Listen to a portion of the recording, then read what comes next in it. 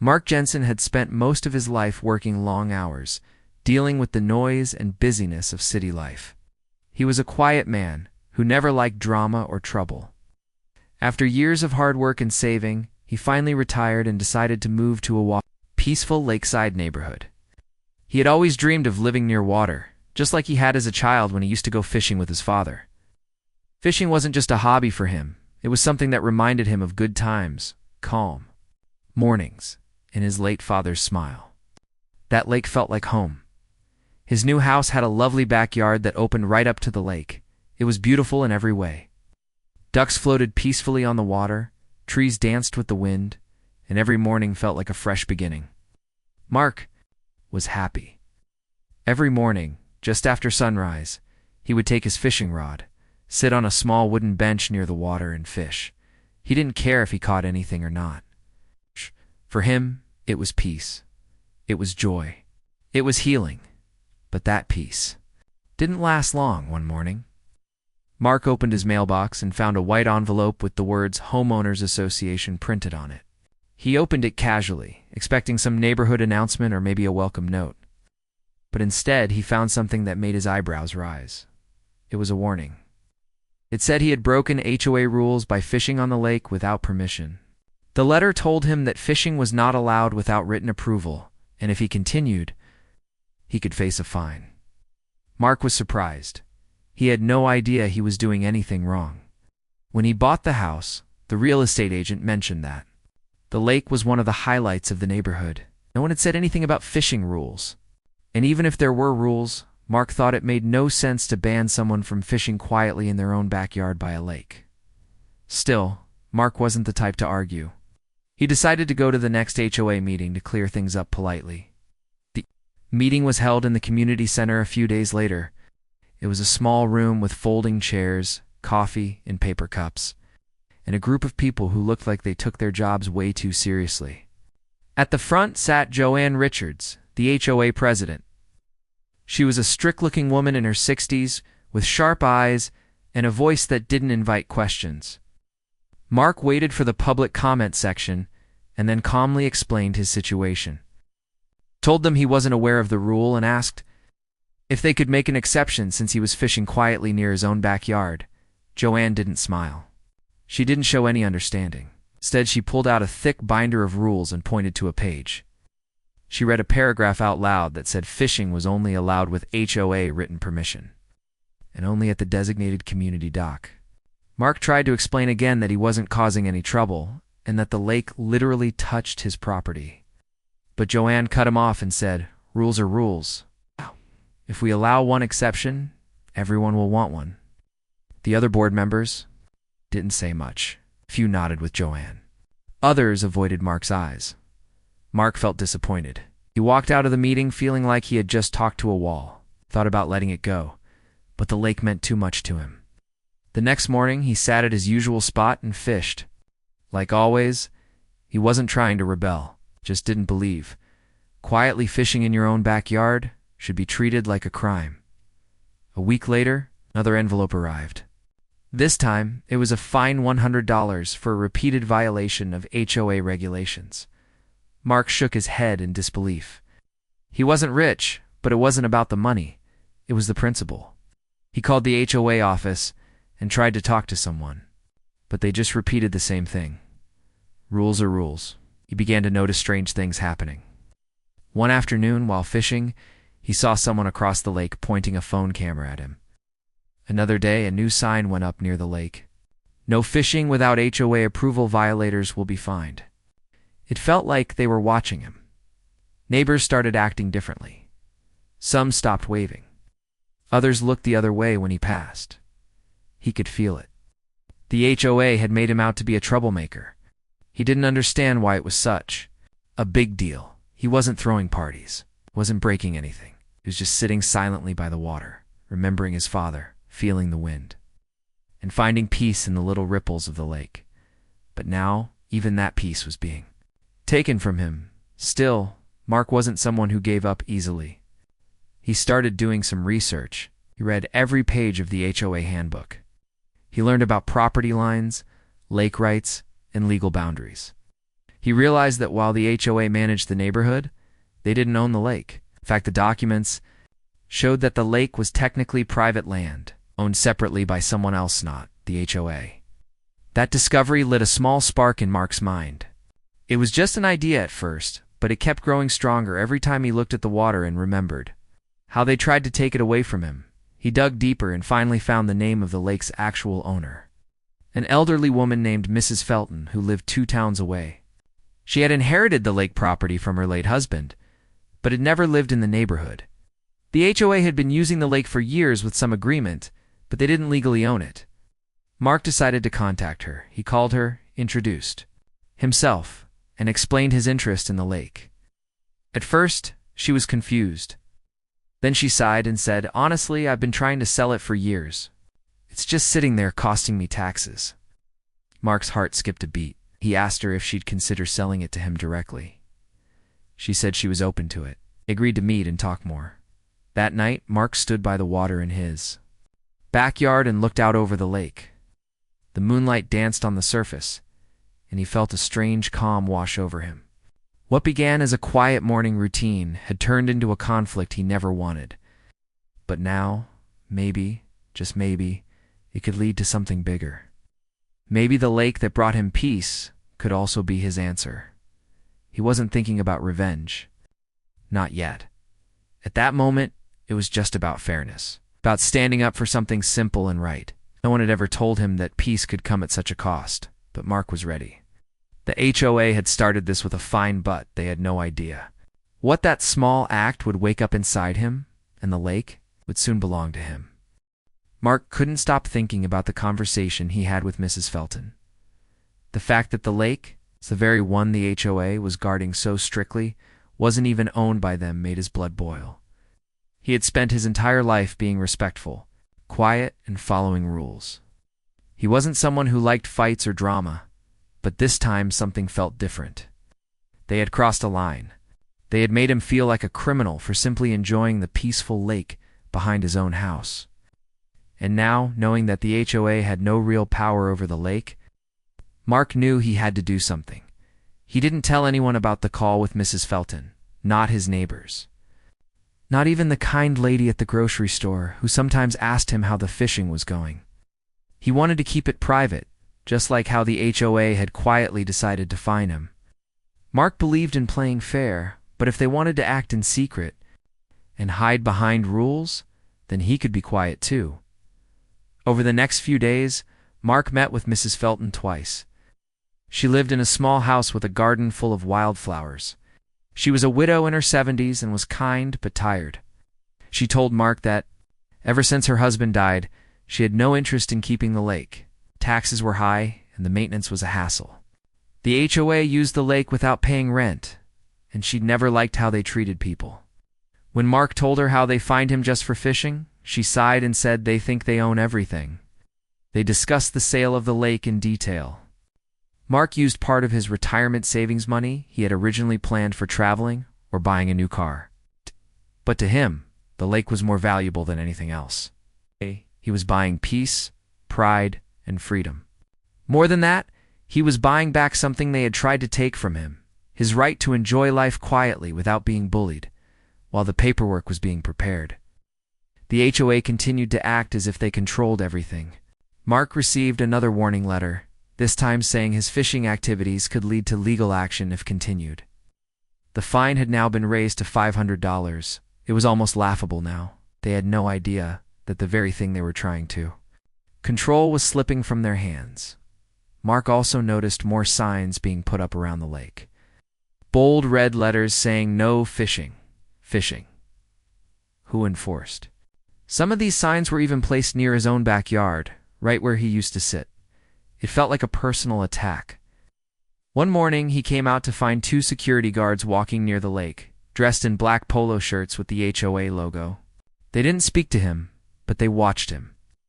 It was strange, and made him feel like he was in a prison instead of a peaceful community. His neighbors weren't much help either. Some looked at him with suspicion.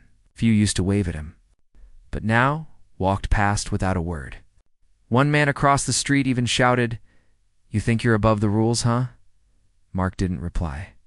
He didn't want to argue with anyone. Deep inside, he felt disappointed not in himself, but in how easily people turned cold when they were told what to think. Still, not everyone was the same. One elderly couple, Mr. and Mrs. Lockwood, quietly came to visit Mark one evening. They brought him homemade cookies and said they were sorry for what he was going through. "We've lived here for 20 years, Mrs. Lockwood whispered, and that HOA president has always been on a power trip. We're glad someone's finally standing up to her." Mark thanked them, but didn't share his plan. He wasn't ready yet. Meanwhile, the deal with Mrs. Felton was moving forward. Mark had hired a lawyer to help with the paperwork and make sure everything was legal and clear. The lawyer, a calm and clever man named Andrew, was surprised when Mark told him the story. "You're doing something bold," he said, "but it's smart. Once the lake is yours, they can't touch you, and you'll have every right to decide who uses it." Mark nodded but kept his focus. He didn't want to celebrate too early. Joanne Richards, the HOA president, continued her crusade. She began sending out newsletters warning residents about unauthorized lake usage. She claimed the HOA was working to protect the community from people who disrespected the rules. Mark's name wasn't mentioned directly, but everyone knew who she was talking about. It was frustrating. But Mark stayed silent. He knew the truth would soon come out, and when it did, it would be loud one day. While walking along the edge of the lake, Mark noticed two HOA board members talking near the community dock. They were looking at papers and pointing at different spots along the water. He overheard one of them say, "We need to tighten this down before that guy causes more trouble." Mark didn't say a word. He just smiled to himself. They still had no idea. The day the sale was finalized, Mark stood in the lawyer's office with a copy of the signed documents in his hand. He was now the official owner of the lake and all land surrounding it, including the area behind many homes in the community. It felt powerful, but not in an evil way. It felt like justice. He had taken back what was rightfully his, and more. He returned home that afternoon, sat on his bench, and looked out at the water. It was quiet, peaceful, but everything had changed. He now owned what they had tried to take away. He had done it legally, calmly, and without yelling or drama. He had done it by being patient, smart, and determined. The next step was letting the HOA know. He drafted a formal letter, with help from Andrew, and sent it directly to the HOA office. It stated clearly that as of that date, Mark Jensen was the new legal owner of the lake. All prior agreements between the HOA and the previous owner were now void. Any access to the lake would require his written permission. He also included a polite note asking them to remove their signs and stop enforcing fake rules. About fishing, the letter arrived 2 days later. What happened next spread like wildfire, Joanne. Richards called an emergency board meeting. She was furious. She couldn't believe that the man she had tried to find out of the neighborhood had now bought the lake. Board members were confused. Some were shocked. Others started blaming her for pushing Mark too far. According to one neighbor who heard the meeting through a window, Joanne shouted, "He's mocking us!" But it wasn't mocking. It was standing up. Mark didn't respond to the drama. He simply put up new signs around the lake. Signs that read "Private property, no access without owner's consent." Some signs had his name on them.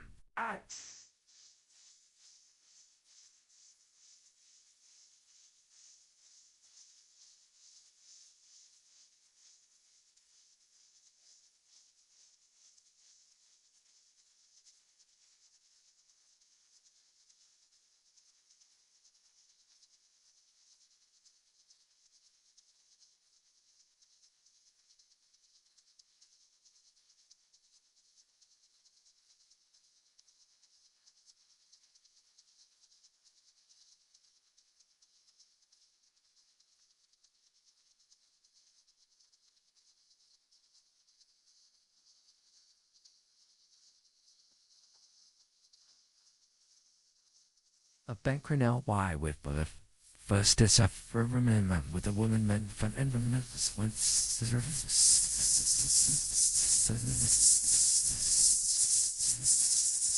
He also sent out letters to all homeowners letting them know that the lake was now private and access was restricted.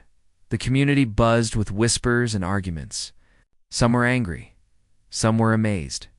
A few knocked on Mark's door to ask if it was true. He politely showed them the documents. One man asked, "So now you're the boss?" Mark simply replied, "I just want to be left alone to fish." Behind closed doors, the HOA was panicking. They had built their power on fear and rules. Now, their biggest symbol of control, the lake, was gone, and they had no way to get it back. Legally, they couldn't do anything. They had overplayed their hand, and Mark had won the game without ever raising his voice. Mark didn't celebrate, just continued fishing. Every morning, quietly, calmly, the way he always had. But this time, no one could stop him. Fine him. And no one could take away the view, the peace, or the memories the lake gave him. He had come to the neighborhood to find peace. They tried to punish him for it. But instead of breaking, he had found a way to protect it. Now he had not only reclaimed his right to enjoy the water, he owned it. And that was only the beginning. The news that Mark had bought the lake spread faster than anyone expected.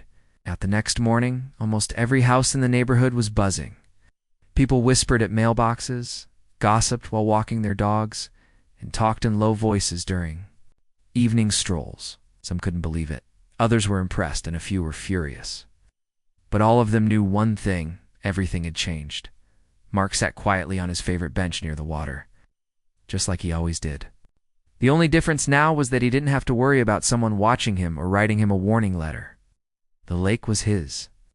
Every ripple on the water, every fish beneath the surface, every stone along the shore, it all belonged to him now. The same people who tried to make him feel like a troublemaker had no say in what he did anymore. He didn't smile with pride or shout about his win. That wasn't his style. He wasn't doing this for revenge. Did it because he believed in standing up for himself. He had been pushed, insulted, and treated unfairly, but he didn't break, responded in a way no one expected. He stayed calm, quiet, and smart. But Joanne Richards, the president of the HOA, didn't take the news well. When she read the letter from Mark's lawyer, her hands shook with anger. She called for another emergency board meeting, and this time it wasn't just the usual group of serious-looking people. This time, neighbors showed up too. The room was full. People demanded answers. Joanne tried to talk over the noise. "He can't just cut off the community's access to the lake," she shouted. But one of the board members, a younger man named Paul, raised his hand and said, "Actually, he can. The lake isn't HOA property. You knew that, right, Joanne?" Paused. The room fell silent. Everyone stared at her. She stuttered. "We had an understanding with the previous owner." Paul replied, "An understanding isn't ownership." The room erupted in murmurs. For the first time, Joanne looked unsure of herself. People had trusted her to run the community fairly, but now it looked like she had overstepped, and her actions had caused the entire neighborhood to lose lake access. Back at home, Mark watched from his porch as some residents walked by. A few gave him respectful nods. Some avoided eye contact. But nobody yelled anymore. Nobody called him selfish or accused him of thinking he was above the rules, because now the truth was clear. The HOA had tried to punish him, and he had turned the table in a way they never saw coming. Soon after the meeting, Mark put up more signs around the lake. They were simple and clear. Private property, nitrogen monoxide, trespassing NACHO, HOA, ACCS. He also put up a small wooden post with a locked gate near the community dock. It wasn't to block the view. It was to show that the rules had changed. If anyone wanted to use the lake now, they had to ask him. Neighbors started coming to his door. Some came politely, others came with fake smiles. A man named Greg, who once complained about Mark fishing, knocked on his door one evening with a bottle of wine.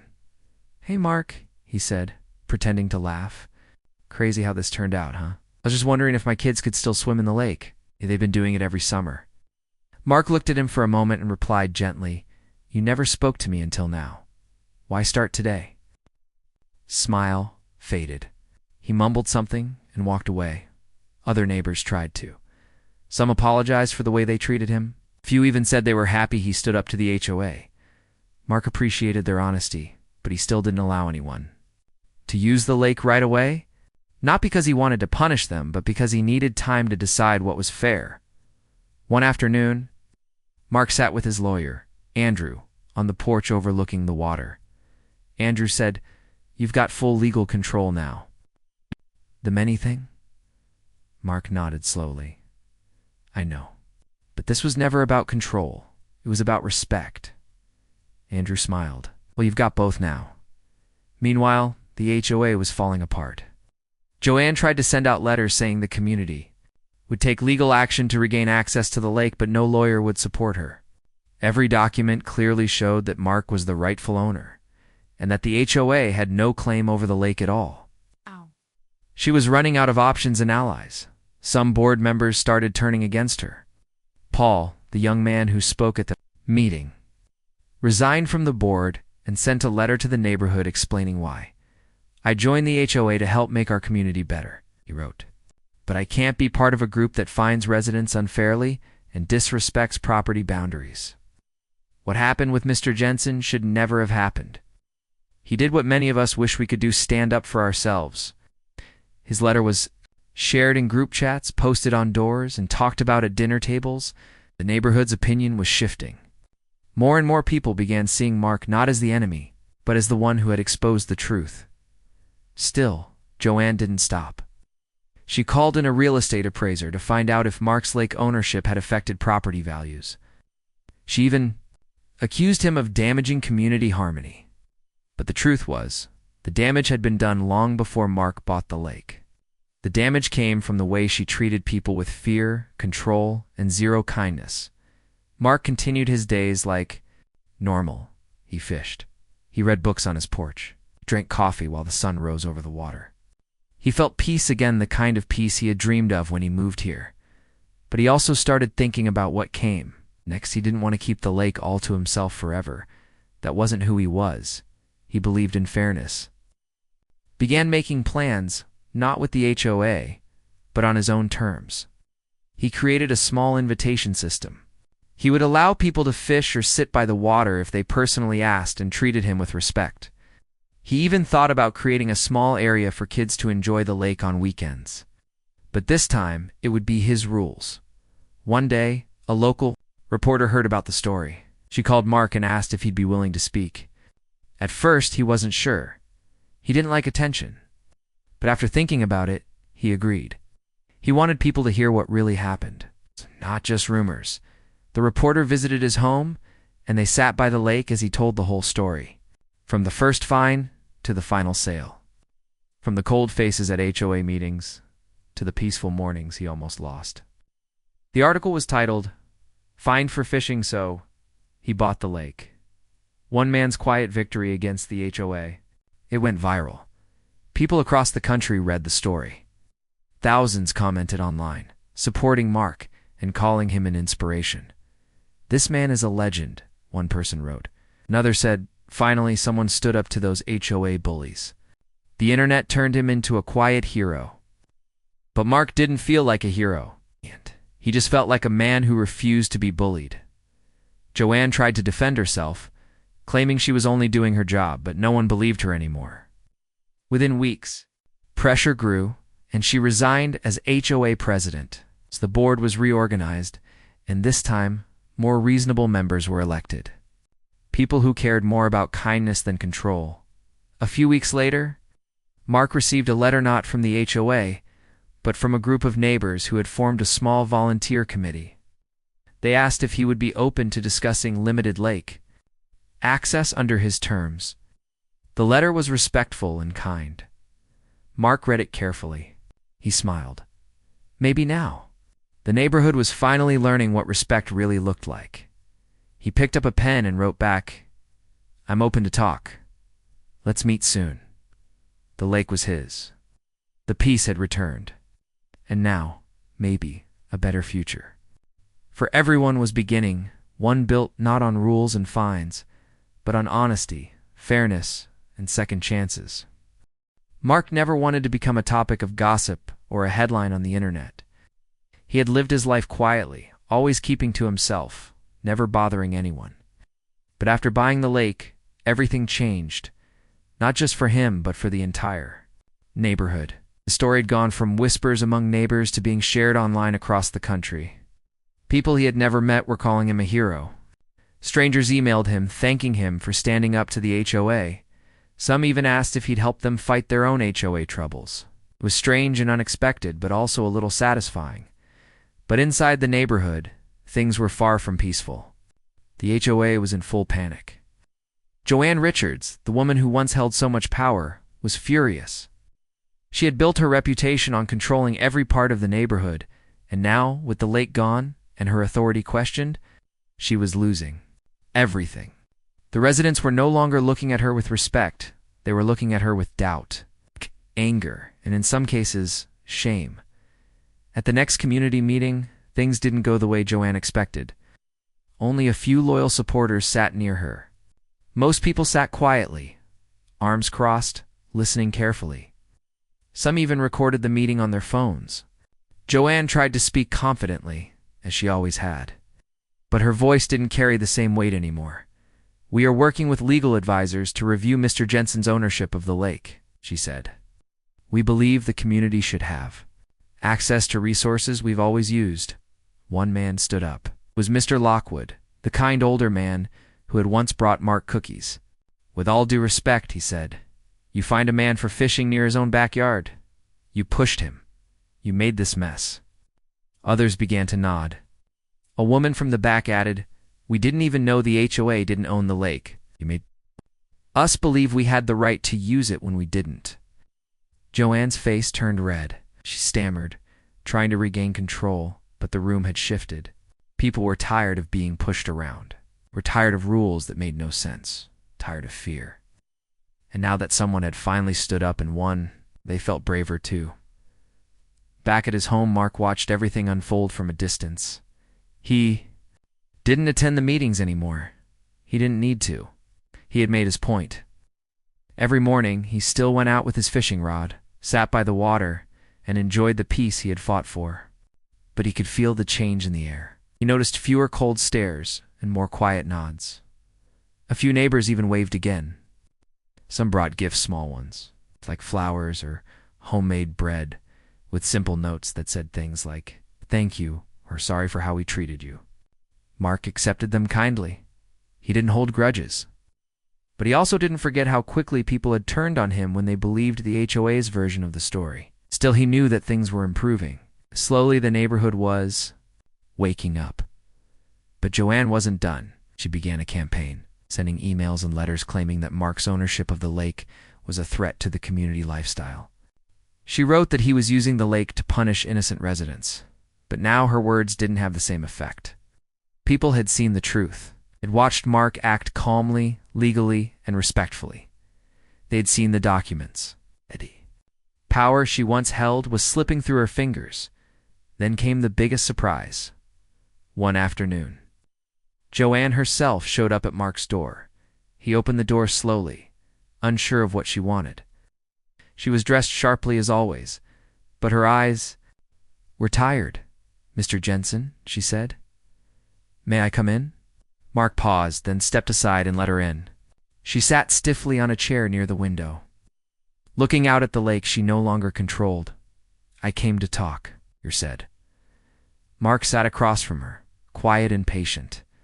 "I know we've had disagreements," she began. "I'm here too. Ask if you'd consider allowing the community limited access to the lake again. Supervised, of course. Just for swimming and small events." Mark looked at her carefully. "Why now?" She sighed. "People are angry. The board is falling apart. I've had complaints from families who say their kids miss the water. I thought, maybe we could find a solution." Mark didn't answer right away. Thought about the fines, the signs, the way people had photographed him, treated him like he didn't belong. He thought about how she never once tried to listen until now. "I'm not interested in working with the HOA, finally said. "Not after the way I was treated." She nodded slowly, clearly not surprised. But Mark continued, "I'm open to speaking with residents directly, not as part of a rule system, but as neighbors. If they want to enjoy the lake, they can come talk to me. I'll decide case by case. Joanne opened her mouth to argue, but stopped herself. She realized he wasn't going to change his mind. She had no power here anymore. She stood up and walked toward the door. "I hope you'll reconsider," she said softly. Mark didn't reply. He closed the door behind her, then walked back to the lake. He sat on his bench, the same spot he had chosen long ago. The water shimmered in the sunlight, and he felt proud. Not proud because he had won, but proud because he had stayed true to himself. He hadn't yelled, threatened, or broken any rules. He had simply stood his ground. Over the next few weeks, more residents came to speak with him. Some brought their kids, some brought fishing rods. Mark welcomed them one by one. He didn't ask for anything in return, just respect, and soon a small group of neighbors began visiting the lake again, not under the HOA's permission, but under Mark's invitation. It was peaceful, fair, and quiet, just the way it should have been from the start. Joanne's reputation continued to fall. At the next board election, she wasn't re-elected. The new president was a young woman named Clara who had moved in just a year ago. She believed in fairness and community, not control. Her first official action was to send Mark a letter not asking for favors, but offering thanks. "We want to learn from this," she wrote, "and we hope to build something better together." Mark appreciated her words. He replied kindly, but still made it clear. The lake was private, and it would stay that way. But he was open to community ideas, as long as they were built on respect, not rules and fines. Later, Mark began planning small events by the lake. Not big parties, just peaceful gatherings. He hosted a fishing morning for kids, where he taught them how to cast lines. He invited veterans for quiet afternoons by the water. He even helped an elderly couple celebrate their anniversary with a picnic by the lake. People started calling him the man who brought the lake back to life. But Mark just smiled and said, the lake was always alive. It just needed to be protected. The truth was, the fight with the HOA had done more than just give him peace. It had opened eyes, changed attitudes, and reminded people that standing up for what's right doesn't require anger or violence. Sometimes all it takes is quiet strength and a fishing rod. And every morning, without fail, Mark still walked down to the edge of the lake, threw his line into the water, and let the world fade away behind him. The air was calm. The sky above was open and endless. He didn't need a crowd to feel proud. He didn't need anyone's permission. Anymore, he had earned this peace, and he would never let it be taken from him again. Mark sat on the edge of his new private dock with his fishing rod resting on his lap. The lake was calm, the water gently rippling in the golden morning light. It had been months since he bought the lake, and so much had changed. What started as a small argument over a fine had turned into something much bigger, something that had changed his life and the lives of everyone in the neighborhood. After the drama with the HOA, things didn't settle down right away. Some neighbors were still angry. They avoided Mark. They whispered behind his back. They called him names like Lake Tyrant or Selfish Old Man. But others, quiet ones, would smile at him, wave politely, or even thank him for standing up to the HOA. Slowly, the community began to split into two groups, one that blamed him and one that respected him. Mark didn't care much about being liked. He only wanted to live in peace and enjoy the lake he now owned. The HOA board, once full of pride and power, was now broken. After the viral news story spread, pressure had come from everywhere: locals, the press, even real estate agents. People looking to buy homes in the area were now asking, is this the lake where the HOA lost to a fisherman? It had become almost a joke. Because of this, many families no longer trusted the HOA to lead them fairly. 3 board members quit, including the treasurer. Joanne Richards, the president, tried to hold on. She called for new rules, more control, even lawyers. But the neighborhood had had enough. A petition went around, and soon a vote was held. Joanne was removed as HOA president. A new board was elected, one made up of more reasonable people. They weren't out for power. They actually wanted peace. One day, Mark received a letter. I'll find this time, but a respectful request. The letter came from the new HOA president, a soft-spoken man named Peter Lawson. Peter asked if Mark would be open to a meeting, not to argue, not to fight, but just to talk. At first, Mark was suspicious. He didn't want to be tricked again. But after thinking about it, he agreed. They met on a quiet Sunday afternoon. Peter came alone, dressed casually, and brought coffee. He apologized on behalf of the old board and explained how many people in the community were just afraid to speak before. He admitted that what happened to Mark was unfair. Mark listened quietly. He didn't smile, but he didn't frown either.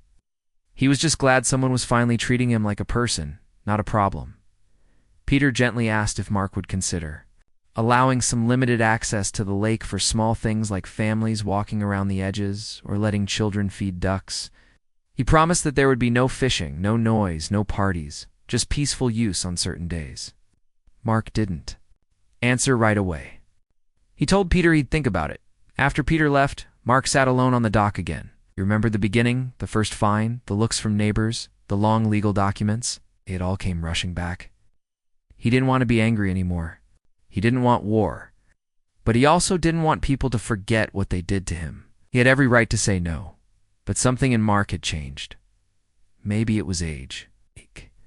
Maybe it was the way Peter had spoken to him, not like an enemy, but like a neighbor. The next morning, Mark sent a short email. In it, he wrote, "1 day a month, no fishing, no noise, families only. I'll choose the date." That was it. The community was surprised but grateful. It was a small gesture, but it meant a lot. Parents brought their kids to walk around the lake. Elderly couples strolled quietly. Mark, sitting on his dock, would often smile behind his sunglasses, watching from a distance.